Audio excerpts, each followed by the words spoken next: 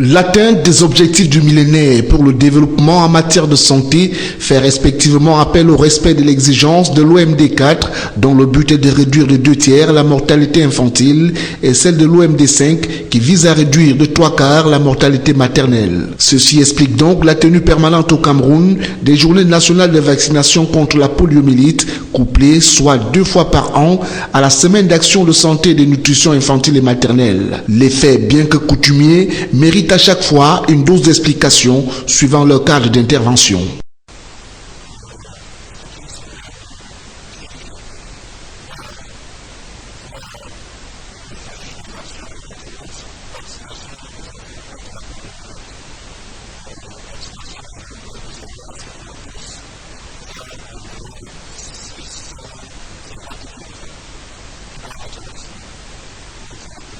Cette semaine, qui se veut thématique, emporte avec elle le renforcement des capacités nutritionnelles des enfants en bas âge.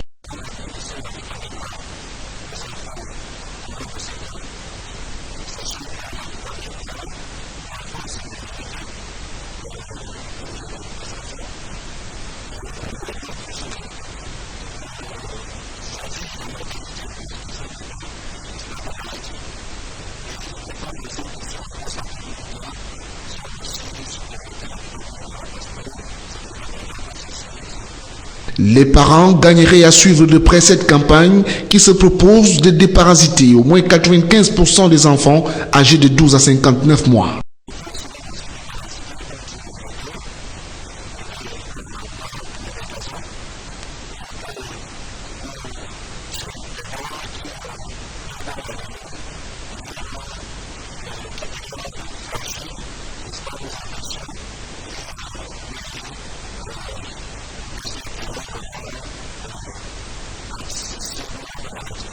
Rappelons donc aux populations de la région du littoral que du 3 juillet au 5 du même mois, des équipes mandatées par le ministère de la Santé publique viendront dans les ménages, les marchés, les gares routières, les lieux de culte, vacciner les enfants cibles contre la poliomyélite, leur administrer la vitamine A et les déparasiter. Tous ces soins sont gratuits.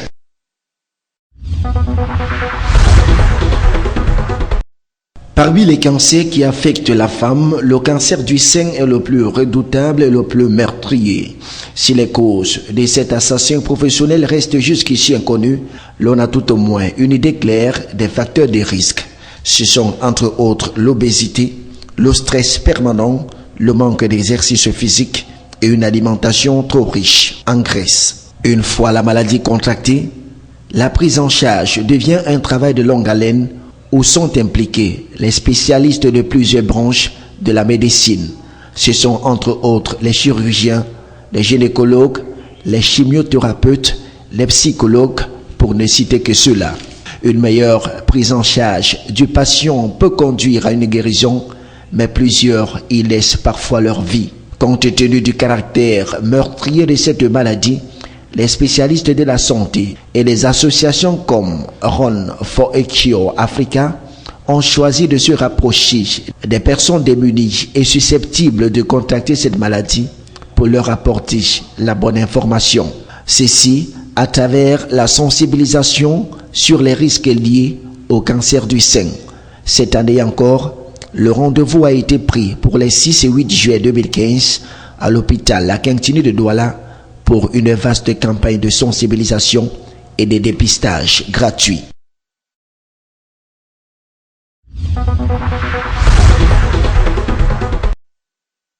Il s'agit d'un module hébergé au Collège régional d'agriculture des Bolova et dont les résultats préliminaires engrangés étaient présentés au ministre en charge de l'agriculture. Il s'agissait notamment de l'enrobage des grains de cacaoyer, qui est un nouveau type de conditionnement des semences de cacaoyer dans des sachets plastiques biodégradables. Cette technique portant sur la pollinisation manuelle du cacaoyer, la conduite d'une pépinière, la régénération d'une cacaoyère au Cameroun et la lutte contre les rongeurs. Il y a la formation, donc aux bonnes pratiques, parce que tout part de là. Donc le facteur humain constitue le premier facteur de modernisation. Il faut avoir les producteurs aptes à mettre en œuvre la culture de seconde génération. Donc, à mettre en œuvre les bonnes pratiques, n'est-ce pas, qui concourent à l'augmentation, n'est-ce pas, de la production. Les autres aspects de ces résultats ainsi présentés portaient sur la lutte contre les capsides, les antifongiques et la taille du cacaoyer. Cette démarche du Minader ambitionne l'atteinte du cap des 600 000 tonnes de cacao à l'horizon 2022. Pour y arriver, il apparaît urgent de tout mettre en œuvre pour renverser la tendance de la productivité actuelle dont le rendement moyen oscille entre 250 et 300 tonnes à l'hectare. Dans cet esprit que nous avons pensé que dans l'une des écoles du Minader, on va spécialiser la formation. Donc, au collège régional d'agriculture de Polova, nous avons décidé d'y introduire principalement la formation sur le cacaoyer et sur les produits du cacao.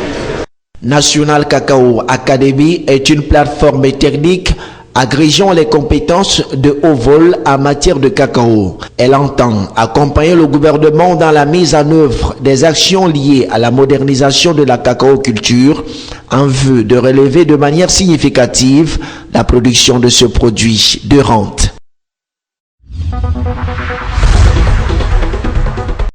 La Turquie, qui a fortement souffert du terrorisme pendant plus de 30 ans, ne veut laisser seul le Cameroun dans son processus de combat contre le terrorisme. La déclaration est de l'ambassadeur de Turquie au Cameroun en visite de travail dans la région de l'extrême nord. Omer Farouk Dogan a expliqué que la Turquie veut partager son expérience avec le Cameroun en ce temps de crise sécuritaire qui pèse sur tous les pays et plus singulièrement dans sa partie extrême nord. C'était au cours des échanges avec les autorités locales de la région ce mardi 30 juin à Maroua. Le diplomate turc a également procédé à la remise des dons destinés aux soldats camerounais engagés au front contre Boko Haram et aux réfugiés nigériens installés à Minawao, lesquels dons constitués essentiellement des denrées alimentaires et autres produits de grande consommation courante sont mis gracieusement à la disposition des bénéficiaires par l'association camerounaise pour l'aide et la solidarité ACAMAS financée par la Turquie et TICA, une agence de coopération turque. Le peuple turc, à travers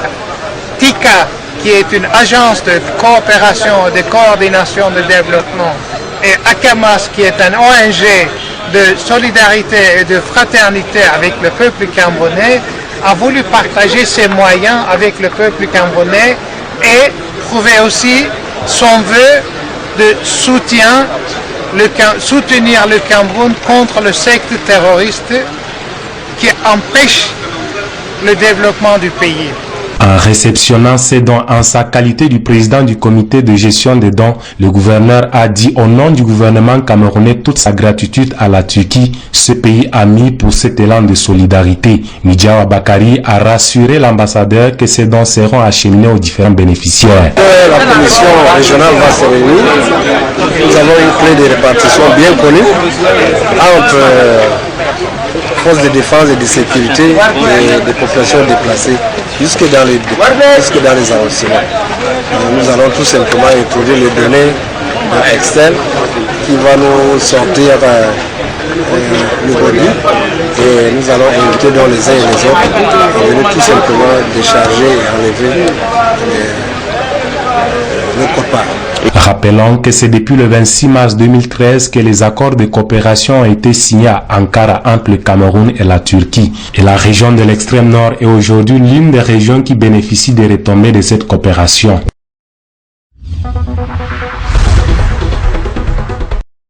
Entamé depuis plusieurs mois, le bras de fer entre le comité de normalisation de la FECAFOOT, le tribunal arbitral de sport de Lausanne et la chambre de conciliation d'arbitrage du comité national olympique et sportif camerounais vient de lâcher prise. Réunis le 30 juin à Yaoundé, les membres du comité ont décidé de respecter et de mettre en application les sentences du tribunal arbitral de sport et de la CCA. Dans le communiqué final rendu public, l'on peut noter plusieurs résolutions. La 7e, par exemple, où le comité de normalisation prend acte de l'interruption et du déroulement des compétitions dans certaines régions et départements par l'autorité administrative suite au message porté du 29 mai 2015 par le ministre des Sports et de l'Éducation physique qui fait mention du respect des sentences rendues par la Chambre de conciliation et d'arbitrage et du tribunal arbitral de sport de Lausanne.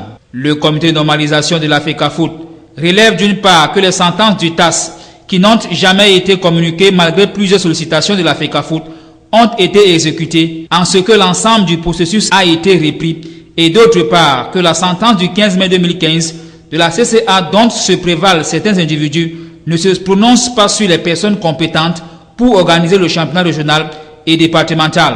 Mais considérant que l'interruption de ces compétitions est extrêmement dommageable aux joueurs et aux clubs, le comité a donc décidé de la dissolution des comités de normalisation régionaux et départementaux en exécution de la sentence du 15 mai 2015 de la Chambre de conciliation et d'arbitrage.